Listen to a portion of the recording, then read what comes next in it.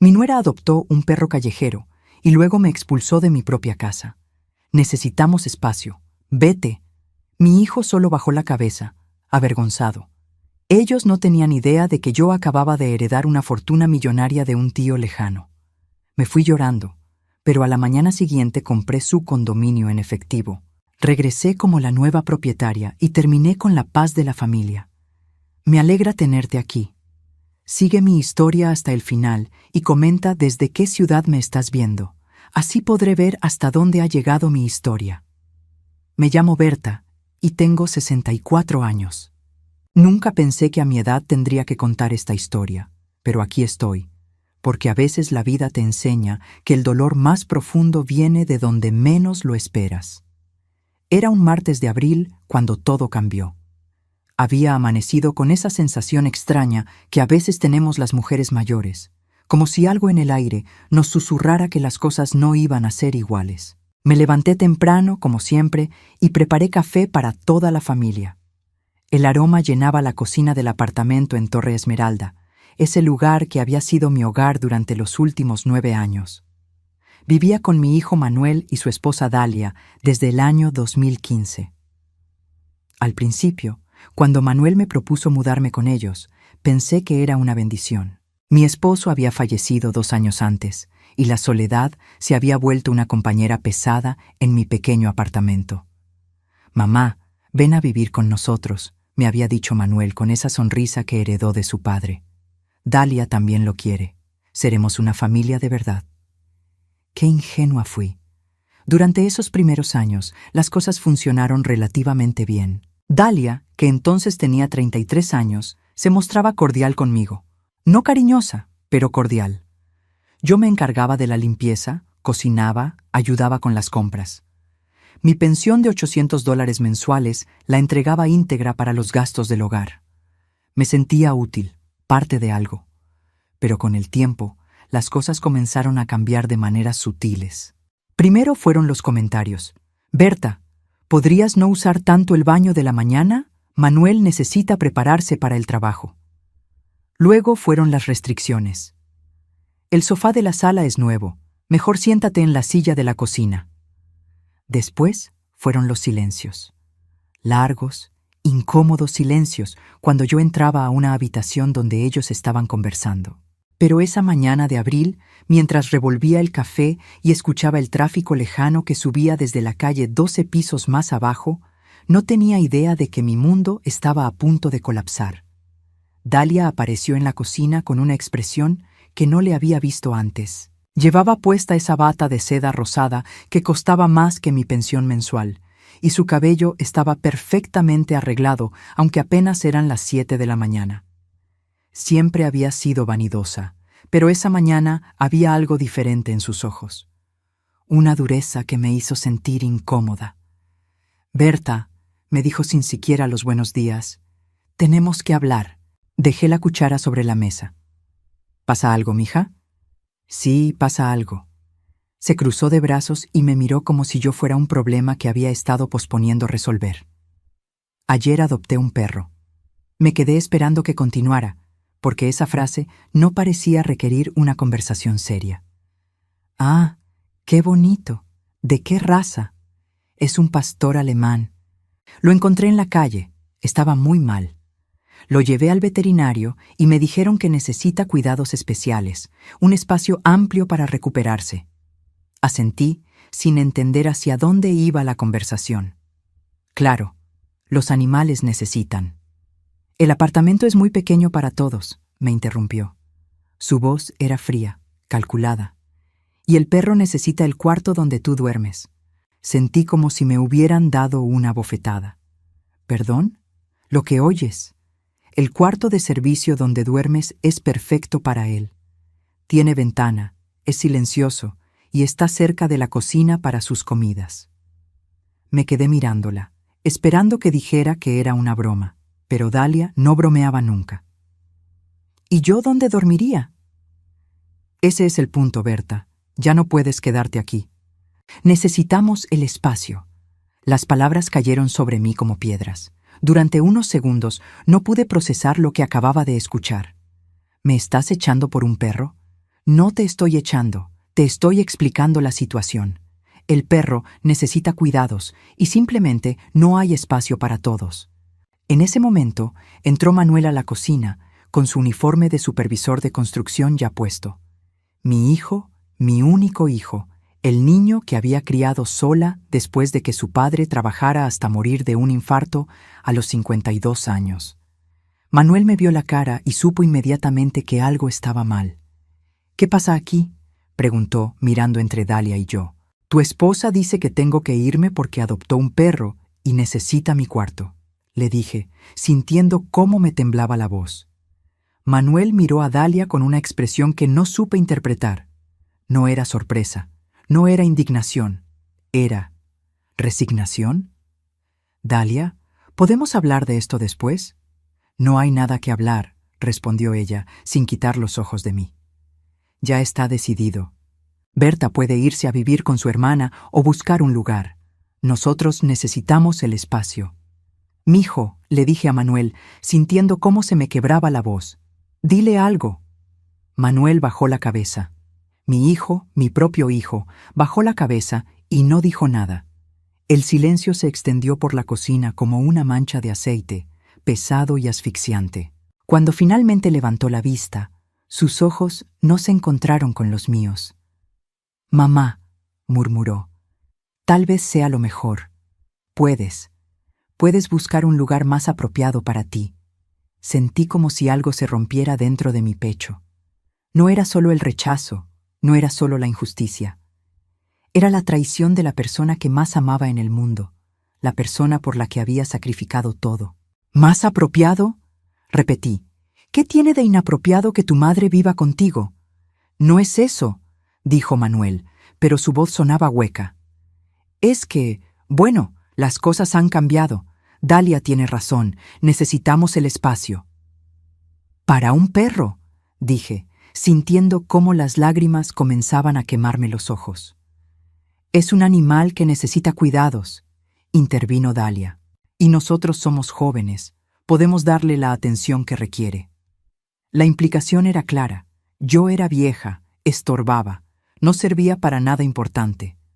«¿Cuándo tengo que irme?», pregunté, porque ya había entendido que no tenía opción. «Hoy», dijo Dalia sin pestañear. «El perro llega esta tarde». «¿Hoy?», mi voz salió como un grito ahogado. «¿Cómo voy a encontrar un lugar hoy?». «Berta», dijo Dalia con esa paciencia exagerada que usamos con los niños pequeños o con los ancianos que consideramos seniles. «Tú misma dijiste que tu hermana siempre te invita. Puedes quedarte con ella mientras encuentras algo permanente». Era cierto, mi hermana Rosa siempre me decía que su casa estaba abierta para mí. Pero eso no era el punto. El punto era que me estaban echando de mi hogar, del lugar donde había vivido 9 años, donde había cuidado a Manuel cuando se rompió la pierna en el trabajo, donde había consolado a Dalia cuando perdió a su madre el año pasado. Me fui a mi cuarto, el cuarto del perro, y saqué mis 2 maletas del closet. Mientras empacaba mis pocas pertenencias, escuchaba a Dalia hablando por teléfono con alguien sobre comida especial para perros y citas veterinarias. Su voz sonaba emocionada, feliz, como si acabara de quitarse un peso de encima. Manuel apareció en la puerta mientras yo doblaba mi ropa. «Mamá». «No», le dije sin mirarlo, «no digas nada». «Es temporal», murmuró. «Cuando el perro esté mejor, podemos hablar de que regreses». Esa fue la mentira más cruel de todas. Los dos sabíamos que no era temporal. Los dos sabíamos que Dalia había encontrado la excusa perfecta para deshacerse de mí, y que él había elegido el camino fácil. Terminé de empacar en silencio. Cuando cerré las maletas, Manuel seguía parado en la puerta, como un niño esperando perdón por algo terrible que había hecho. «Las llaves», me dijo Dalia cuando salí del cuarto, extendiendo la mano. Le entregué las llaves del apartamento, las llaves de 9 años de mi vida. Cuando nuestras manos se tocaron, sentí lo frías que estaban las suyas. «Puedes visitarnos cuando quieras», dijo, pero ambas sabíamos que esa era otra mentira. Manuel cargó mis maletas hasta el ascensor. En el lobby de mármol frío, Me abrazó torpemente. «Te llamo esta noche», murmuró contra mi oído. «No lo hagas», le respondí. «Ya elegiste». Subí al taxi que había llamado y le di la dirección de Rosa. Mientras el auto se alejaba de Torre Esmeralda, vi a Manuel parado en la entrada del edificio, con las manos en los bolsillos, viéndome partir. Pero no salió corriendo detrás del taxi, no cambió de opinión. Solo se quedó ahí, inmóvil, dejándome ir. En el taxi, abracé mi cartera donde guardaba lo único que realmente importaba, el collar de perlas que había sido de mi madre, el único recuerdo tangible de una época en la que ser parte de una familia significaba algo. Las lágrimas finalmente llegaron, silenciosas y amargas. Esa tarde, mientras Rosa me ayudaba a desempacar en su cuarto de huéspedes, sonó mi teléfono. Era un número desconocido. «¿Berta Morales?», preguntó una voz masculina. «Sí, soy yo». «Soy el abogado Thompson. Necesito hablar con usted urgentemente sobre una herencia». Colgué el teléfono pensando que era una estafa. En ese momento no podía imaginar que esa llamada cambiaría todo. No sabía que el mismo día que me habían desechado como un mueble viejo, la vida me había preparado una lección que ni Manuel ni Dalia podrían olvidar jamás. Esa primera noche en casa de Rosa no pude dormir. Me quedé despierta en la cama de huéspedes, mirando el techo y sintiendo un vacío en el pecho que parecía crecer con cada hora que pasaba. Rosa había sido un ángel, como siempre. Me preparó cena, me hizo té de manzanilla y me dejó llorar todo lo que necesitaba sin hacer preguntas incómodas. Pero por la mañana, cuando me desperté con los ojos hinchados y el alma hecha pedazos, la realidad me golpeó con toda su fuerza. A los 64 años, estaba básicamente sin hogar. Mi pensión de $800 mensuales no me alcanzaba ni para el apartamento más pequeño de la ciudad, y la idea de ser una carga para Rosa me revolvía el estómago. «Buenos días, mi amor», me dijo Rosa cuando bajé a la cocina. Tenía 70 años, 3 más que yo, pero siempre había sido la hermana fuerte. Viuda también, pero con una casa propia y una pensión más decente que la mía. «¿Dormiste algo?» «Un poco», mentí, aceptando la taza de café que me ofrecía. El aroma me recordó dolorosamente las mañanas en Torre Esmeralda, cuando todavía creía que tenía una familia. «Berta», me dijo Rosa, sentándose frente a mí con esa expresión seria que ponía cuando iba a decir algo importante. «Quiero que sepas que puedes quedarte aquí todo el tiempo que necesites.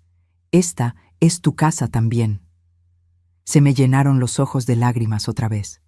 «Rosa, no puedo abusar de tu bondad así». «No es bondad, es familia, la familia de verdad». Esas palabras me dolieron más de lo que Rosa pudo imaginar, porque me recordaron lo que acababa de perder, o más bien, lo que acababa de descubrir que nunca había tenido realmente. Alrededor de las 10 de la mañana sonó el teléfono de Rosa. Era para mí. «¿Señora Berta Morales?», preguntó la misma voz masculina del día anterior. «Sí, ¿quién habla?» «Soy James Thompson, abogado especializado en sucesiones. Ayer traté de comunicarme con usted, pero creo que colgó». «Pensé que era una estafa», admití.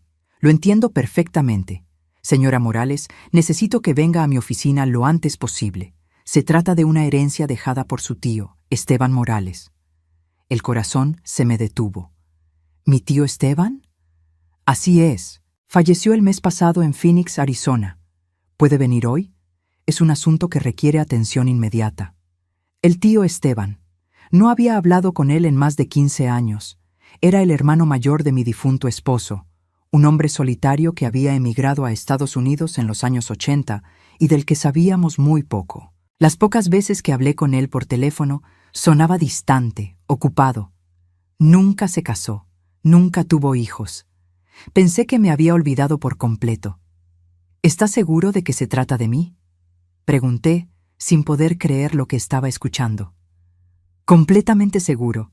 Su nombre aparece como única beneficiaria en el testamento. Señora Morales, ¿podría estar aquí a las 2 de la tarde? Le di la dirección de Rosa y colgué el teléfono con las manos temblorosas. «¿Qué pasa?», me preguntó Rosa, que había estado escuchando toda la conversación con cara de preocupación. Al parecer, mi cuñado Esteban murió y me dejó algo en herencia. Rosa frunció el ceño. ¿Esteban? ¿El que se fue a Arizona? El mismo. Ay, Dios mío. ¿Y qué crees que te haya dejado? No tengo idea, respondí, aunque en el fondo temía que fuera solo un gesto simbólico. Tal vez algunos muebles viejos o unos pocos cientos de dólares. El tío Esteban nunca había parecido especialmente próspero en las conversaciones telefónicas que habíamos tenido años atrás. Pero algo me decía que debía ir. Tal vez era la curiosidad, o tal vez era la necesidad desesperada de aferrarme a cualquier cosa que pudiera darle sentido a mi vida en ese momento. Me arreglé lo mejor que pude con la poca ropa que tenía y tomé un taxi hasta el centro de la ciudad. La oficina del abogado Thompson estaba en un edificio corporativo, en el piso 15. Mientras subía en el ascensor, sentía cómo me sudaban las palmas de las manos. La recepcionista me hizo pasar inmediatamente a una oficina elegante, con estantes llenos de libros legales y grandes ventanales que daban vista a la ciudad. El señor Thompson era un hombre de unos 50 años, calvo, con lentes pequeños y una sonrisa amable. «Señora Morales, tome asiento, por favor», me dijo, señalando una silla de cuero frente a su escritorio. Antes que nada, mis condolencias por la pérdida de su cuñado. «Gracias», murmuré, aunque la verdad es que no había sentido dolor por la muerte de Esteban. Era más bien una sensación extraña, como cuando te enteras de que alguien que conociste hace mucho tiempo ya no existe. Su tío fue muy específico en sus instrucciones, continuó el abogado, abriendo una carpeta gruesa. Me contrató hace 5 años para redactar este testamento y lo actualizó varias veces. La última vez fue en enero de este año. ¿En enero?, repetí, sorprendida. ¿Pero él sabía que estaba enfermo? Al parecer sí. Tenía cáncer de páncreas en etapa avanzada, pero no hablemos de cosas tristes. Estoy aquí para darle una noticia extraordinaria. El abogado Thompson abrió una carpeta y sacó varios documentos. Su expresión era seria, pero había un brillo en sus ojos que no sabía cómo interpretar. «Señora Morales», me dijo, mirándome directamente a los ojos, «su tío Esteban le ha dejado su patrimonio completo». «¿Qué significa eso exactamente?» «Significa que usted acaba de heredar $2.800.000. El mundo se detuvo. Literalmente sentí como si el tiempo se hubiera congelado alrededor de mí. ¿Perdón? $2.800.000, repitió el abogado con una sonrisa. Su tío era el propietario de 3 propiedades en Phoenix, todas completamente pagadas y rentadas. También tenía inversiones en la bolsa de valores y una cuenta de ahorros considerable. Me quedé mirándolo sin poder procesar las palabras. $2.800.000. Era una cantidad que no podía ni imaginar. Con mi pensión de $800 mensuales, necesitaría trabajar casi 300 años para ganar esa cantidad. ¿Está seguro de que no hay algún error?, logré articular. Completamente seguro. De hecho, aquí está la carta que su tío escribió para usted. Me entregó un sobre amarillento con mi nombre escrito en una letra temblorosa. Con las manos temblando, lo abrí y leí. Querida Berta, si estás leyendo esto, significa que ya no estoy en este mundo. Sé que no fuimos muy cercanos, y eso es culpa mía. Después de que murió mi hermano, tu esposo, debí haber estado más presente en tu vida. Pero siempre fui un hombre torpe para las emociones y me refugié en el trabajo y la soledad. Sin embargo, nunca dejé de pensar en ti. Sé lo duro que has trabajado, sé los sacrificios que hiciste por Manuel. Espero que este dinero te permita vivir los años que te quedan con la dignidad que siempre mereciste. No les digas a nadie de esta herencia hasta que estés segura de qué quieres hacer con ella. La gente cambia cuando hay dinero de por medio, y tú mereces descubrir quién realmente te ama por ti misma. Con cariño, tu cuñado Esteban. Cuando terminé de leer, tenía lágrimas corriendo por las mejillas. El tío Esteban había entendido algo que mi propia familia no había logrado ver jamás: mi valor como persona. ¿Cuándo estará disponible el dinero?, pregunté. Los trámites tomarán aproximadamente 2 semanas, me explicó Thompson. Pero puedo adelantarle $50,000 hoy mismo si los necesita para gastos inmediatos. $50,000. Más dinero del que había visto junto en toda mi vida. Sí, dije sin dudarlo. Sí, por favor. 1 hora después, salí de la oficina del abogado con un cheque de $50,000 en mi cartera y una sensación completamente nueva corriendo por mis venas. Por primera vez en 24 horas, no me sentía como una víctima. Me sentía como una mujer con opciones.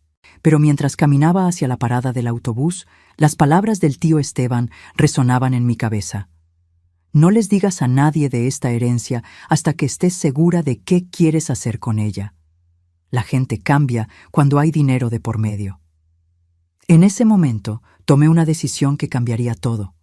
No le diría nada a nadie sobre la herencia, ni a Rosa, ni mucho menos a Manuel o Dalia. Primero quería ver cómo se comportaban conmigo cuando creían que era solo una vieja sin recursos. Quería descubrir quién era realmente mi familia. Esa noche, cuando Rosa me preguntó cómo había ido la cita con el abogado, le mentí. Era muy poco, le dije. Unos cuantos cientos de dólares y algunos muebles viejos. Tendré que vender todo. Rosa asintió con comprensión. Bueno, al menos es algo. Pero no era algo. Era todo. Era poder.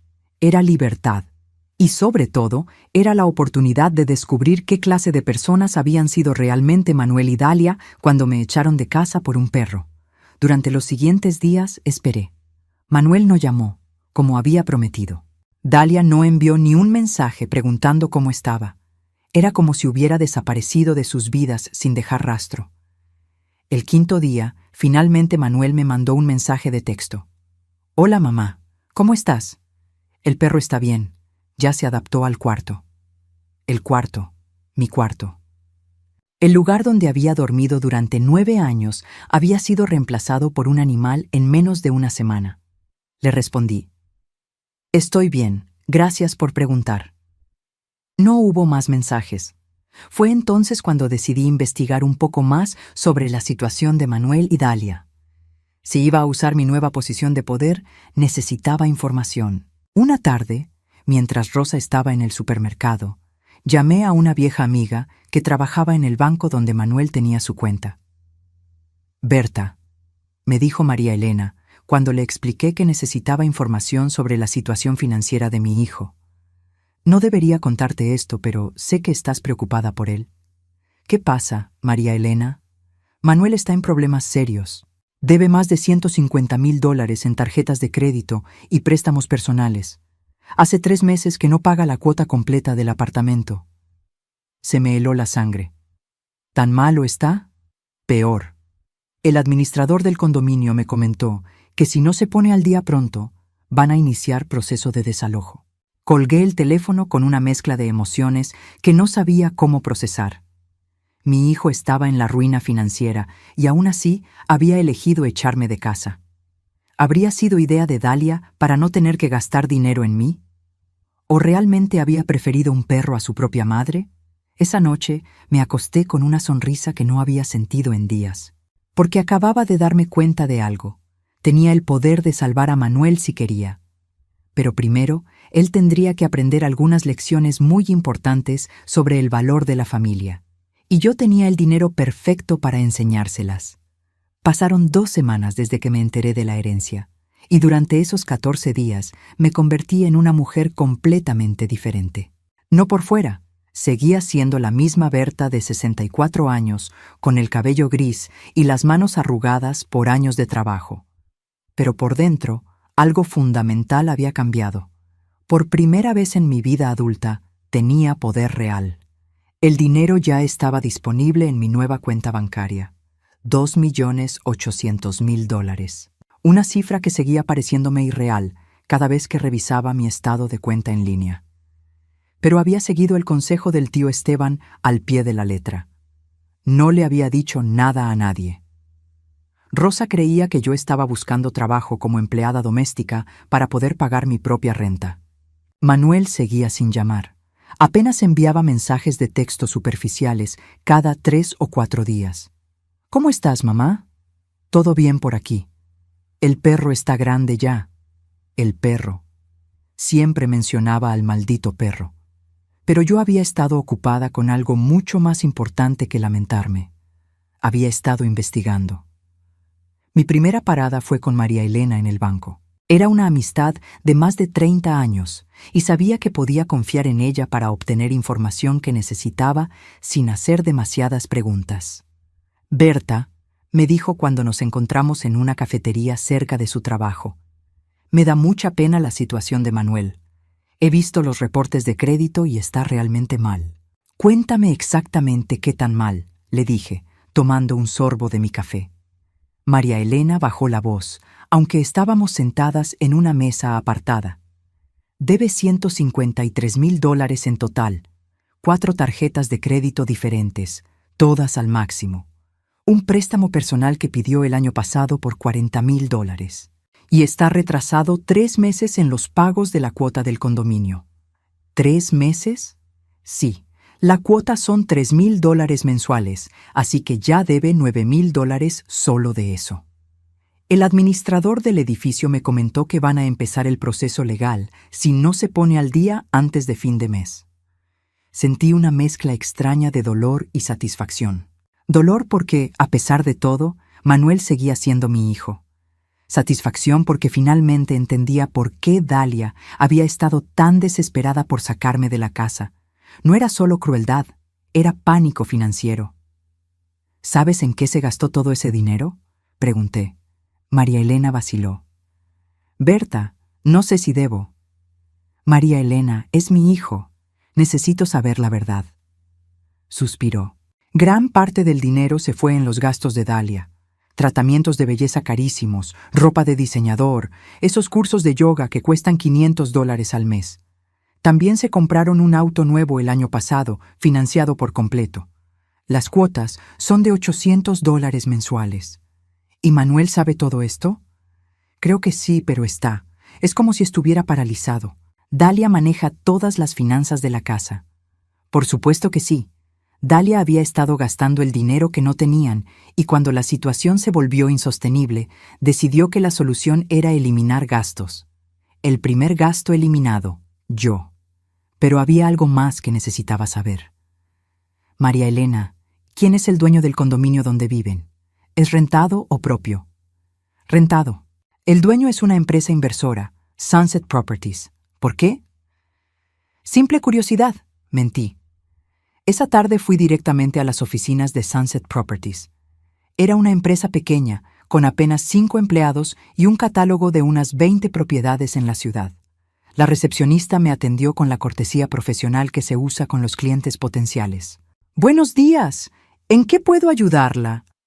Me interesa comprar un edificio, dije con la voz más firme que pude.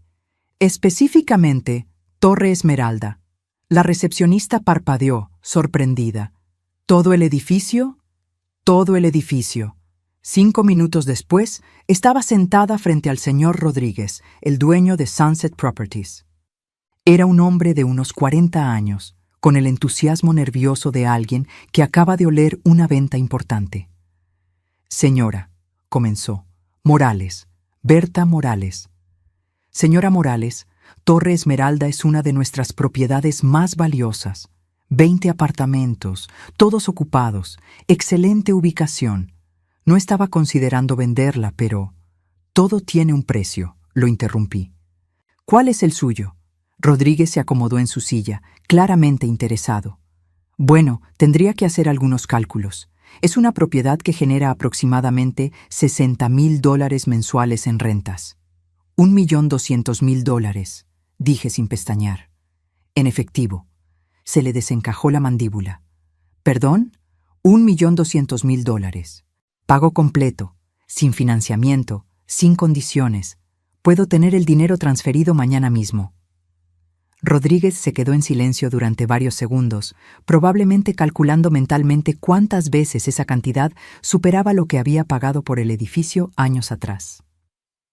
Señora Morales, dijo finalmente, creo que podemos llegar a un acuerdo. 2 días después, yo era oficialmente la nueva propietaria de Torre Esmeralda. El edificio donde había vivido 9 años, donde me habían humillado y expulsado, ahora era mío. Cada ladrillo, cada pasillo, cada apartamento, incluyendo el 1205, donde Manuel y Dalia vivían sin saberlo. Pero no era momento de revelaciones dramáticas. Todavía tenía trabajo que hacer. Contraté un administrador nuevo para el edificio, un hombre serio llamado Pérez, que había trabajado en propiedades de lujo durante 20 años. Le di instrucciones muy específicas. Debía manejar el edificio con discreción total y no revelar la identidad del nuevo propietario a ningún inquilino. ¿Qué hago con los inquilinos que están atrasados en el pago? Me preguntó durante nuestra primera reunión en su oficina. ¿Cuáles inquilinos están atrasados? Pregunté, aunque ya sabía la respuesta. Pérez revisó sus archivos. El apartamento 1205, los señores Díaz, deben 3 meses de renta, $9,000 en total. Los señores Díaz, repetí. Ese era el apellido de Dalia. Al parecer, Manuel había puesto el contrato a nombre de su esposa. Sí. Hemos enviado varios avisos de desalojo, pero no han respondido. El proceso legal debería comenzar la próxima semana. No, dije firmemente. Cancele el proceso legal. Pérez me miró confundido. Señora, déles una prórroga, 1 mes más para ponerse al día. Pero quiero que sepan que es su última oportunidad. ¿Está segura? Normalmente no recomendamos. Estoy completamente segura. No le expliqué mis razones porque no podía. Lo que realmente quería era tiempo. Tiempo para observar, para planificar, para decidir exactamente cómo iba a manejar la situación cuando finalmente me revelara ante Manuel y Dalia. Durante las siguientes semanas, me convertí en una espía de mi propia familia. Pérez me mantenía informada sobre todas las actividades del apartamento 1205. Los Díaz habían recibido el aviso de prórroga, pero no habían hecho ningún pago adicional. De hecho, su situación parecía empeorar cada día. Esta mañana llegó un oficial judicial, me informó Pérez una tarde por teléfono. Al parecer, el señor Manuel Díaz tiene un embargo de sueldo por deudas de tarjetas de crédito. ¿Embargo de sueldo? Sí. Le van a descontar el 30% de su salario hasta que pague una deuda de $25,000 con el banco. Hice los cálculos mentalmente. Si Manuel ganaba $4,000 al mes y le descontaban el 30%, se quedaría con solo $2,800, menos de lo que costaba la renta del apartamento. ¿Ha habido algún movimiento de parte de ellos?, pregunté. Bueno, dijo Pérez con una pausa. La señora Dalia salió esta mañana con varias maletas. El portero me comentó que parecía estar mudándose a otra parte. Sentí un escalofrío de anticipación. ¿A otra parte? No sabemos dónde, pero llevaba mucho equipaje, y llevaba al perro también. Dalia se estaba escapando. Probablemente había visto los números y decidido que era mejor abandonar el barco antes de que se hundiera completamente. Pero ¿qué pasaría con Manuel? Esa noche no pude dormir. No por angustia esta vez, sino por expectación. Algo me decía que las cosas estaban llegando a un punto de quiebre, y yo necesitaba estar lista. A la mañana siguiente, Pérez me llamó temprano. Señora Morales, el señor Manuel Díaz está aquí en la administración.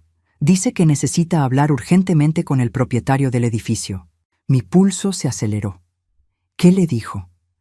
Que su situación financiera ha cambiado, que su esposa se fue y que necesita negociar un plan de pagos.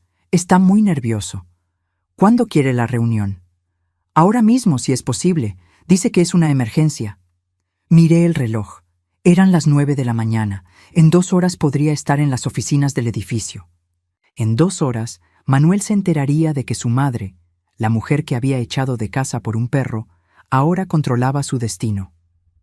Dígale que el propietario puede verlo a las 11, le dije a Pérez. Y señor Pérez, cuando llegue el momento, quiero que me presente simplemente como la nueva propietaria. No mencione mi apellido hasta que yo se lo indique. Entendido. Colgué el teléfono y por primera vez en semanas sentí algo parecido a la justicia corriendo por mis venas. No era venganza lo que buscaba. Era algo mucho más poderoso que eso. Era el momento de que Manuel aprendiera lo que significaba realmente perder a su familia. A las 10:55 de la mañana estaba parada frente a Torre Esmeralda, el edificio que ahora era mío. Era extraño estar allí después de 6 semanas de ausencia, viendo las mismas puertas de vidrio, el mismo lobby de mármol, los mismos ascensores donde había subido miles de veces durante 9 años. Pero esta vez era diferente. Esta vez yo tenía el control. Respiré profundamente y entré. El portero nuevo, habían cambiado al personal cuando yo compré el edificio, me saludó con respeto profesional. No me reconoció, por supuesto. Para él, yo era simplemente una señora mayor bien vestida que tenía cita con la administración. Subí al piso administrativo, que estaba en el segundo nivel. Pérez me estaba esperando con una expresión entre nerviosa y expectante. «Señora Morales», me dijo en voz baja. «El señor Díaz llegó hace 5 minutos. Está en la sala de espera. ¿Cómo se ve? Terrible, pálido, ojeras, ropa arrugada. Se nota que está pasando por una situación muy difícil». Una parte de mí sintió una punzada de dolor maternal. Seguía siendo mi hijo, y verlo sufrir nunca había sido fácil para mí. Pero luego recordé la mañana en que me echó de casa, la forma en que bajó la cabeza cuando Dalia me humilló, el silencio cobarde que eligió en lugar de defenderme. «Vamos», le dije a Pérez. Caminamos hasta la sala de espera. A través del vidrio pude ver a Manuel sentado en una silla, con los codos apoyados en las rodillas y la cabeza entre las manos. Llevaba el mismo uniforme de trabajo que usaba siempre, pero se veía desarreglado, como si hubiera dormido con él puesto. Pérez abrió la puerta. «Señor Díaz, la propietaria del edificio ha llegado». Manuel levantó la cabeza, y cuando me vio, su expresión pasó por al menos 5 emociones diferentes en menos de 2 segundos. Sorpresa, confusión, incredulidad y finalmente algo que parecía terror puro. «¿Mamá?», murmuró, como si no pudiera creer lo que estaba viendo. «Buenos días, Manuel», dije con la voz más neutra que pude lograr. «Pérez me dice que necesitas hablar conmigo». Se puso de pie tan rápido que casi se tambalea. ¿Tú eres la propietaria del edificio?» «Así es. Pero, ¿cómo? ¿Cuándo? No entiendo». «Siéntate», le dije señalando la silla. «Tenemos mucho de qué hablar». Manuel se dejó caer en la silla, completamente aturdido. Pérez, entendiendo la delicadeza de la situación, se retiró discretamente y cerró la puerta tras él.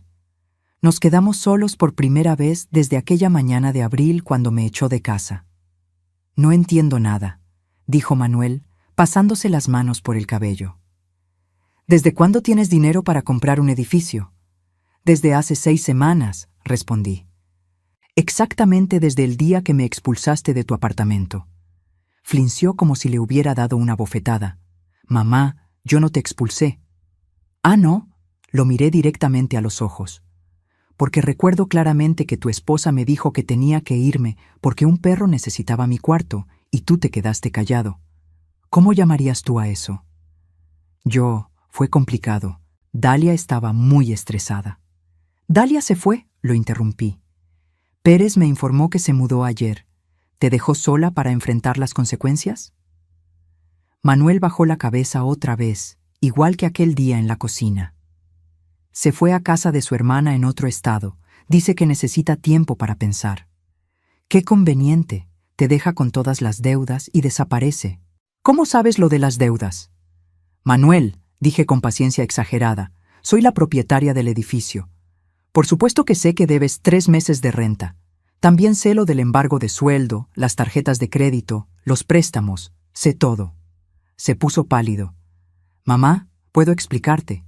«No necesitas explicarme nada. Lo que necesitas es escuchar».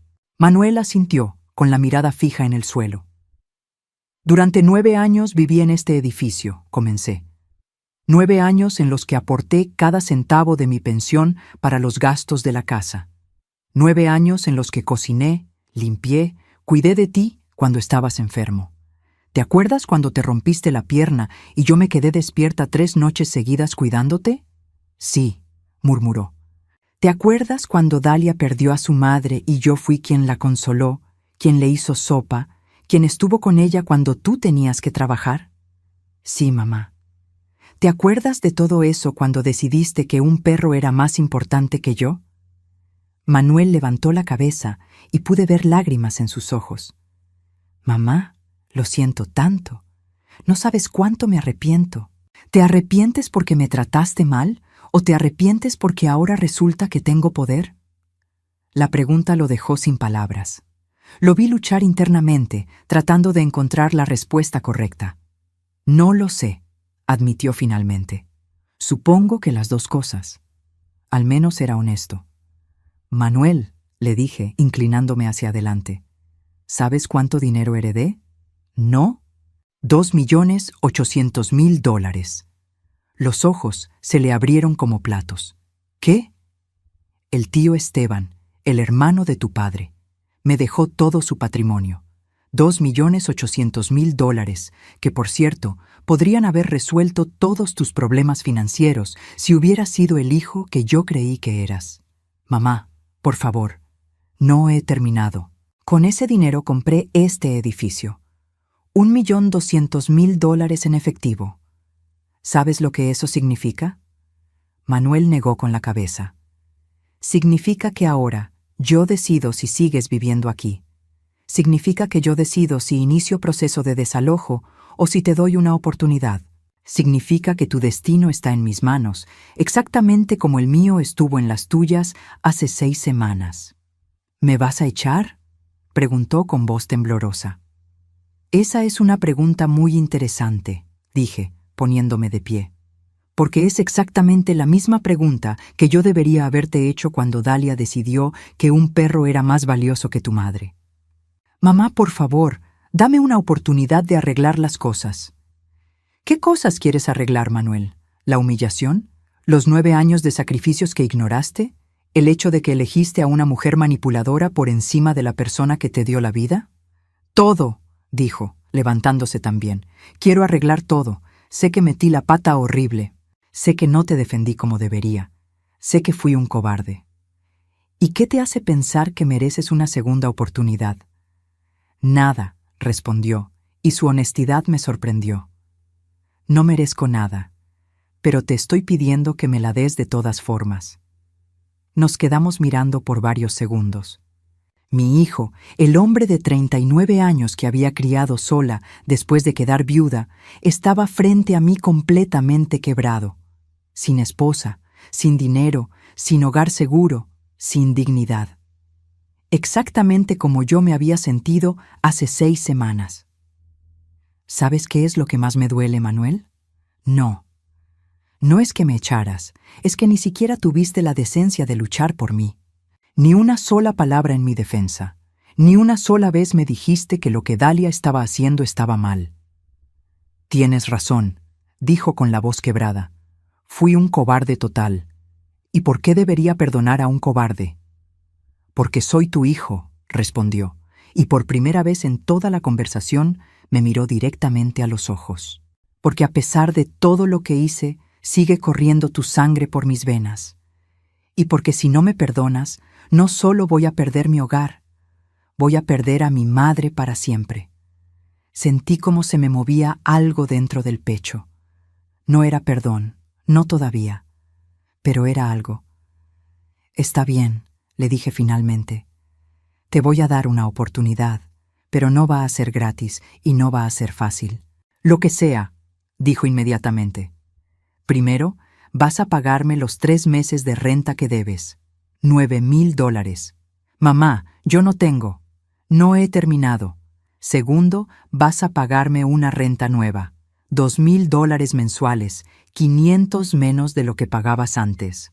Manuel pareció confundido. ¿Por qué menos? Porque es lo que puedes pagar con tu salario actual, después del embargo. No voy a ponerte en una situación imposible. ¿Y el resto de mis deudas? Eso es asunto tuyo. Yo no voy a rescatarte de las malas decisiones que tomaste con Dalia. Vas a aprender a ser responsable de tus propios errores. Manuel asintió. ¿Pero cómo voy a conseguir los $9.000 de la deuda? Trabajando. Puedes conseguir un segundo empleo los fines de semana. Puedes vender las cosas caras que Dalia compró con dinero que no tenían. Puedes aprender lo que significa realmente ganarse las cosas. ¿Cuánto tiempo tengo? 3 meses. Si en 3 meses no has pagado la deuda completa, entonces sí vas a tener que buscarte otro lugar donde vivir. Está bien, dijo, aunque se veía abrumado. ¿Y después de los 3 meses? ¿Las cosas van a volver a ser como antes entre nosotros? Esa fue la pregunta más difícil de todas. ¿Podían volver a ser como antes? ¿Yo quería que fueran como antes? No, le dije después de una pausa larga. Las cosas nunca van a volver a ser como antes, Manuel, porque ahora yo sé exactamente qué clase de hijo eres cuando las cosas se ponen difíciles. Y tú sabes exactamente qué clase de madre fui durante todos estos años. ¿Eso significa que nunca me vas a perdonar? Significa que el perdón es algo que se gana, no algo que se da automáticamente. Vas a tener que demostrarme con hechos, no con palabras, que entiendes lo que hiciste mal. Manuel asintió lentamente. ¿Puedo preguntar algo? ¿Qué? ¿Dónde has estado viviendo todo este tiempo? Con tu tía Rosa, respondí. La única familia que realmente se preocupó por mí cuando me quedé sin hogar. ¿Vas a volver a vivir aquí? La pregunta me tomó por sorpresa. No había pensado en esa posibilidad. No, dije después de un momento. Este edificio es mi inversión, no mi hogar. Mi hogar es donde me respetan y me valoran. Tú perdiste el derecho a llamarse mi hogar hace 6 semanas. Manuel se veía completamente derrotado. ¿Hay alguna forma de recuperar ese derecho? Tal vez, respondí, pero va a tomar mucho más que 3 meses y $9,000. Va a tomar años de demostrar que aprendiste la lección. Se quedó callado por un largo rato, procesando todo lo que acababa de pasar. ¿Puedo hacer una pregunta más? Dijo finalmente. Última. ¿Qué pasó con el perro? La pregunta me hizo sonreír por primera vez en toda la conversación. No de alegría, sino de ironía amarga. Dalia se lo llevó, respondí. Al parecer, el perro que era más importante que tu madre también era más importante que tú. Y con esa respuesta, le demostré a Manuel algo que había aprendido durante estas 6 semanas de libertad. Que las decisiones siempre tienen consecuencias, y que a veces esas consecuencias tardan años en llegar. Pero cuando llegan, lo cambian todo para siempre. 3 semanas habían pasado desde mi confrontación con Manuel, y para mi sorpresa, estaba cumpliendo con sus obligaciones. Había conseguido un trabajo de medio tiempo los fines de semana en una ferretería, y ya había pagado $1,500 de su deuda. No era mucho, pero era un comienzo. También había vendido el auto nuevo que Dalia había insistido en comprar, un sedán de lujo que valía más que el salario anual de muchas personas. Pero yo seguía sintiendo que faltaban piezas en el rompecabezas. La adopción súbita del perro había sido demasiado conveniente, demasiado perfecta como excusa. Dalia no era una mujer impulsiva. Cada movimiento que hacía estaba calculado. Había algo más detrás de toda esa historia, y necesitaba saberlo. Fue Rosa quien me dio la primera pista sin darse cuenta. Berta, me dijo una tarde mientras tomábamos café en su cocina, me encontré ayer con la comadre Carmen en el supermercado. ¿Te acuerdas de ella? Vive en el edificio de al lado al tuyo. Bueno, al de Manuel. Sí, la recuerdo. Me contó algo muy raro. Dice que vio a Dalia varias veces conversando con una mujer en el estacionamiento del edificio semanas antes de que tú te fueras. Una mujer mayor, elegante, que llegaba en un BMW blanco. ¿Una mujer mayor? Sí. Carmen dice que parecían estar planeando algo, porque se veían muy secretas. Y lo más raro es que la mujer le daba sobres a Dalia. ¿Sobres? Carmen pensó que podía ser dinero, pero no estaba segura. Lo que sí me dijo es que después de esas reuniones, Dalia siempre se veía muy contenta. Se me erizó la piel. Dalia recibiendo dinero de una mujer desconocida, justo antes de echarme de casa. Eso no podía ser coincidencia. ¿Rosa? ¿Carmen te dijo si vio el número de placa del BMW? No se fijó en eso, pero dice que la mujer tenía acento extranjero. No sabía de dónde, pero definitivamente no era de aquí. Esa noche no pude dormir. Le daba vueltas en la cabeza a la información que Rosa me había dado. Al día siguiente, decidí hacer mi propia investigación. Fui a buscar a Carmen. Vivía en el edificio contiguo a Torre Esmeralda, en un apartamento desde donde se podía ver perfectamente el estacionamiento. Era una mujer de unos 70 años, jubilada, que pasaba gran parte del día en su balcón observando el vecindario. «Ay, Berta», me dijo cuando le expliqué lo que necesitaba. «Me da tanto gusto verte. Rosa me contó lo que te pasó con tu hijo. ¡Qué barbaridad! Carmen, necesito que me cuentes exactamente lo que viste entre Dalia y esa mujer del BMW». Carmen se acomodó en su silla del balcón y comenzó a recordar. «Mira, yo siempre estoy aquí afuera por las tardes. Es mi entretenimiento ver quién va y quién viene. Esa mujer empezó a aparecer como en febrero, tal vez marzo. ¿Cómo era? Elegante, bien vestida, como de 65 años, cabello rubio perfectamente arreglado. Manejaba un BMW blanco último modelo. Siempre se estacionaba en la misma parte, donde no hay cámaras. ¿Y qué hacía con Dalia? Hablaban en voz baja, se veían muy secretas. La señora le daba sobres. Yo estoy segura de que era dinero porque Dalia los guardaba inmediatamente en su bolsa. Y después de cada encuentro, Dalia se veía súper feliz. Una vez hasta la vi bailando cuando subió al apartamento. ¿Cuántas veces las viste? Como 6 o 7 veces. Siempre entre las 3 y las 4 de la tarde, cuando Manuel estaba trabajando. La última vez fue como una semana antes de que tú te fueras de la casa. Mi estómago se revolvió. Dalia había estado recibiendo dinero de una mujer desconocida durante meses, justo antes de echarme. Eso no era coincidencia. Carmen, ¿te acuerdas de algún detalle más sobre esa mujer? Bueno, una vez alcancé a ver cuando se bajó del carro. Era muy alta, usaba zapatos caros y tenía una cicatriz pequeña aquí. Se tocó la mejilla izquierda. Y hablaba raro, como europea. ¿Europea? Sí, como francesa o italiana. No sé exactamente, pero tenía acento. Le agradecí a Carmen y me fui con más preguntas que respuestas. Pero tenía la sensación de que estaba cerca de descubrir algo importante. Esa tarde llamé a Pérez, el administrador del edificio. Necesito que revise las cámaras de seguridad de febrero y marzo, específicamente las del estacionamiento. ¿Busca algo específico? Un BMW blanco, una mujer mayor. Quiero saber quién es y por qué se reunía con Dalia. 2 días después, Pérez me llamó. Señora Morales, encontré lo que buscaba.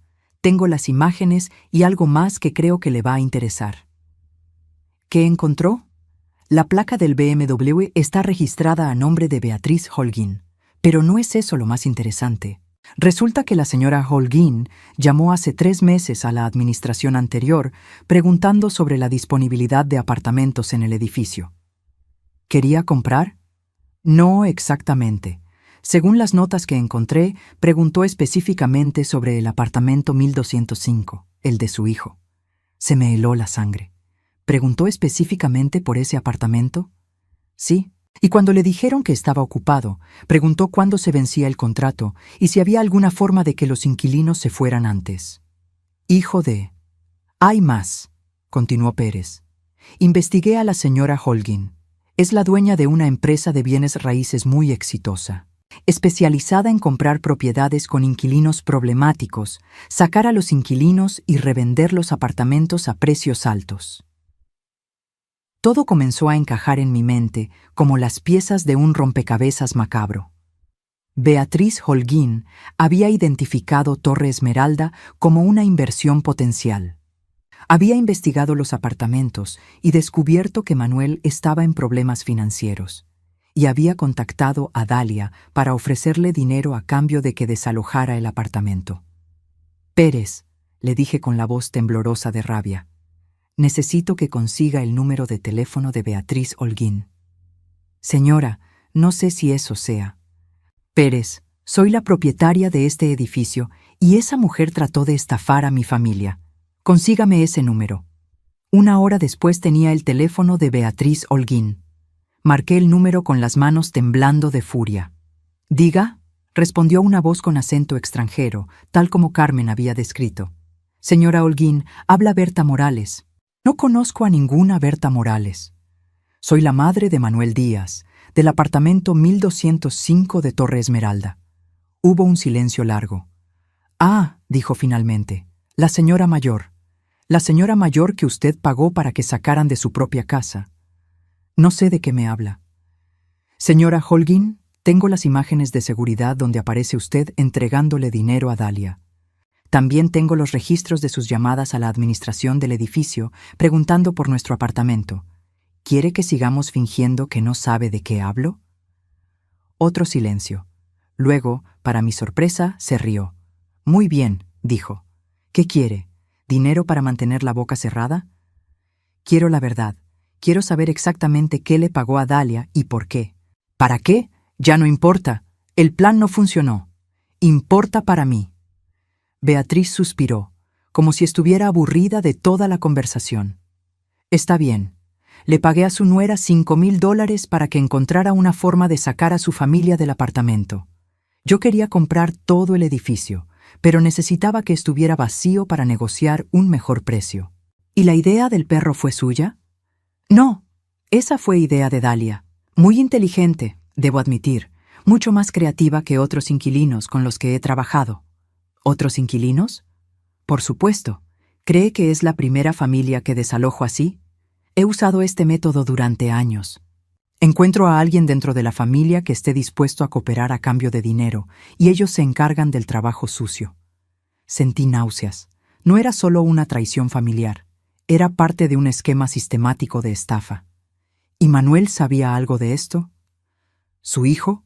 No, ese idiota no sabía nada. Dalia me dijo que era muy ingenuo y sentimental. Por eso ella tuvo que manejar todo. ¿Le pagó más dinero después de que me echaron? Le iba a pagar otros 5,000 cuando el apartamento estuviera oficialmente disponible. Pero entonces alguien compró el edificio completo antes de que yo pudiera hacer mi oferta. Ese alguien fui yo. ¿Usted? Se rió otra vez. Imposible. Usted no tiene dinero para comprar un edificio. Tengo $2,800,000, señora Holguín, y acabo de usar parte de ese dinero para arruinar su plan y comprar el edificio que usted quería. El silencio que siguió fue el más satisfactorio que había escuchado en mi vida. Eso es imposible, murmuró finalmente. Lo que es imposible es que usted pensara que podía destruir a mi familia sin consecuencias. Espere mi llamada de mis abogados. Colgué el teléfono sintiendo una mezcla de triunfo y dolor. Había descubierto la verdad, pero era peor de lo que había imaginado. Dalia no solo me había traicionado, me había vendido por $5,000 a una estafadora profesional. Esa noche llamé a Manuel. Necesito verte mañana, le dije. Hay algo que tienes que saber sobre tu esposa. ¿Qué pasa, mamá? Mañana te voy a contar por qué realmente apareció ese perro en tu vida, y te aseguro que no te va a gustar nada de lo que vas a escuchar. Al día siguiente, cuando le conté a Manuel toda la verdad sobre el plan de Dalia y Beatriz Holguín, mi hijo se desplomó en una silla y se puso a llorar como no lo había visto llorar desde que era niño. $5,000, repetía entre sollozos. Me vendió por $5,000.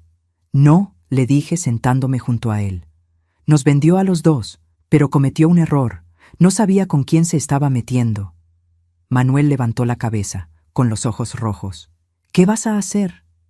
Lo que debería haber hecho desde el principio, respondí. Proteger a mi familia, pero esta vez voy a hacer las cosas a mi manera. Y por primera vez en meses, vi algo en los ojos de Manuel que no había visto desde que era niño. Respeto verdadero por su madre. 6 meses habían pasado desde aquel día de abril cuando Dalia me echó de casa para darle mi cuarto a un perro. Era octubre ahora, y mientras miraba por la ventana de mi nuevo apartamento, un hermoso penthouse que había comprado en el mejor barrio de la ciudad, apenas podía creer todo lo que había cambiado. Manuel había pagado completamente su deuda. Los $9,000 que debía de renta, más los intereses que le había cobrado. Pero más importante que el dinero era la transformación que había visto en él durante estos meses. Trabajaba 6 días a la semana, Había aprendido a cocinar sus propias comidas y por primera vez en años tomaba sus propias decisiones sin que una mujer las tomara por él. Dalia había regresado a la ciudad 3 veces tratando de reconciliarse con él. La primera vez, Manuel me llamó desesperado pidiendo consejo. «¿Qué hago, mamá? Dice que me ama, que todo fue un malentendido. ¿Tú qué sientes?», le pregunté. «No sé, estoy confundido». «Manuel», le dije con paciencia, ¿a ti te parece normal que tu esposa te haya vendido por $5,000? ¿Te parece normal que haya abandonado a su familia para irse con su hermana cuando las cosas se pusieron difíciles? No, admitió. Entonces, ya tienes tu respuesta. La segunda vez que Dalia apareció, Manuel ya no me llamó pidiendo consejo. La tercera vez, ni siquiera me contó que había venido. Era un hombre diferente, y yo estaba orgullosa de la persona en la que se estaba convirtiendo.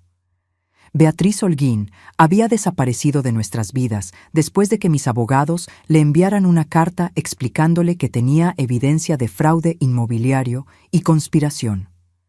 Al parecer, nuestra familia no era la primera que había estafado, pero sí sería la última. Mis abogados habían entregado toda la información a las autoridades correspondientes. Pero la verdadera transformación había sido la mía. Durante 64 años había vivido mi vida tratando de complacer a otros. A mi esposo, que trabajó tanto que se mató de un infarto. A mi hijo, que nunca pareció valorar los sacrificios que hacía por él. A Dalia, que me trató como una sirvienta durante años antes de deshacerse de mí cuando ya no me necesitaba. Ahora, por primera vez en mi vida adulta, vivía para mí misma. Mi penthouse tenía 3 habitaciones, 2 baños, una cocina moderna que era un sueño, y una terraza con vista a toda la ciudad.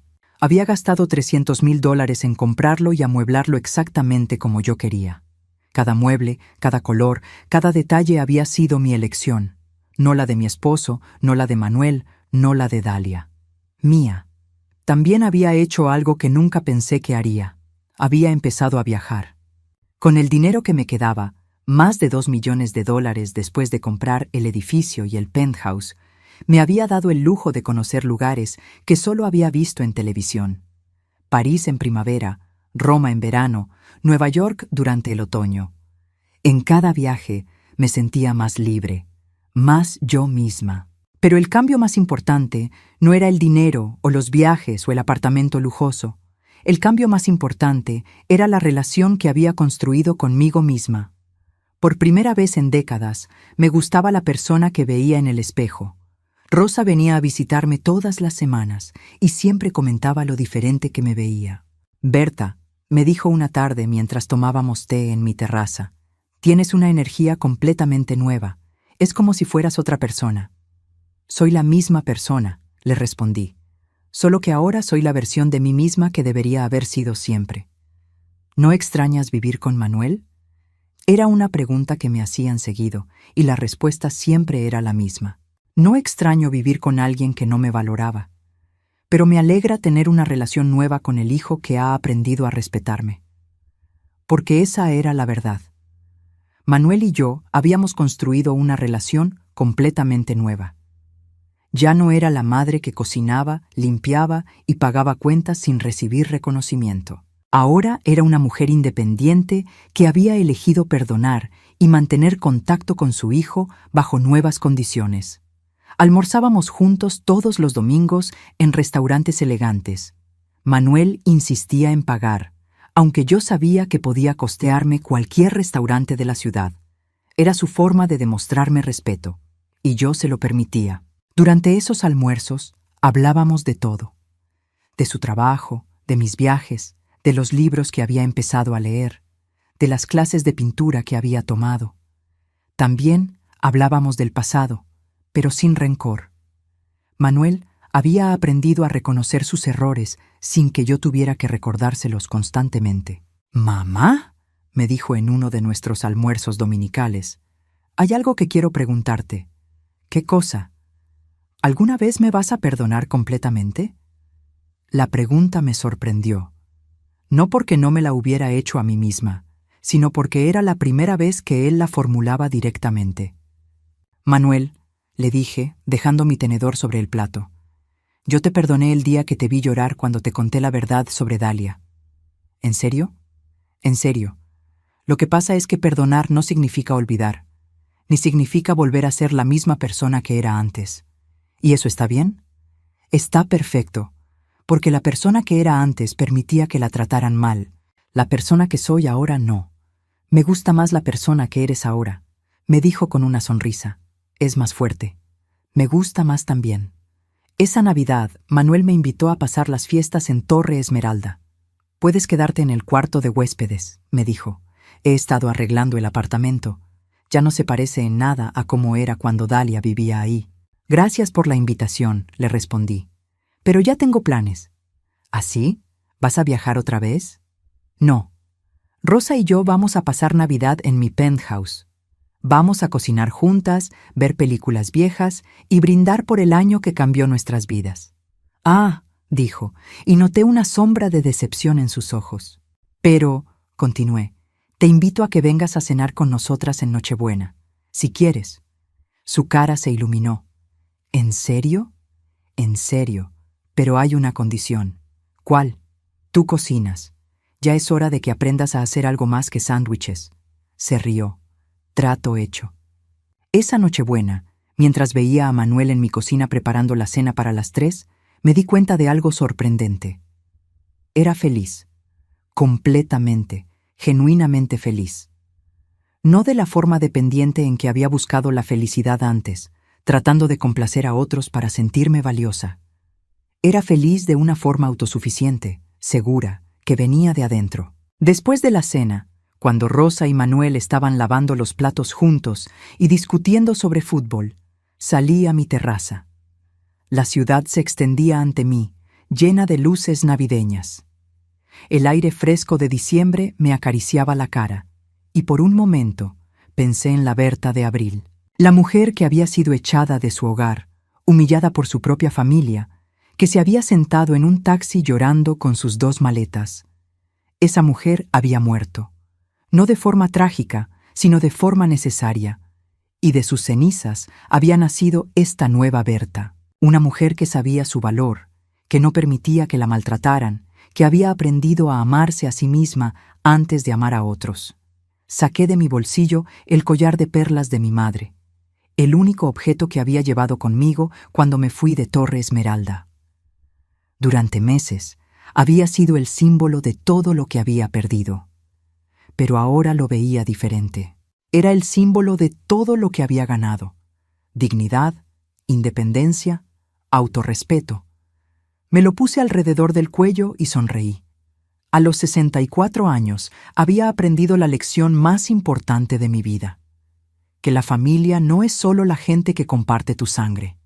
La familia son las personas que te respetan, te valoran y eligen estar contigo no por obligación, sino por amor genuino. Manuel había ganado de vuelta su lugar en mi vida, pero bajo mis términos. Rosa siempre había sido familia de verdad. Y yo, por primera vez, era mi propia mejor amiga.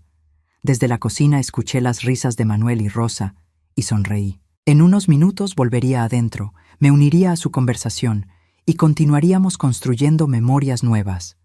Pero por ahora me quedé en mi terraza, respirando el aire libre, sabiendo que nunca más tendría que mendigar amor o respeto. Lo había perdido todo para ganarlo todo, y valía cada lágrima que había derramado en el proceso. El perro, por cierto, había terminado en un refugio de animales 2 semanas después de que Dalia se fuera de la ciudad.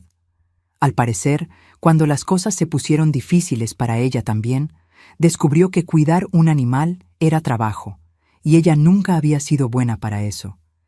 Pero esa es otra historia. Esta historia es mía, y por primera vez en mi vida, tiene el final que yo elegí.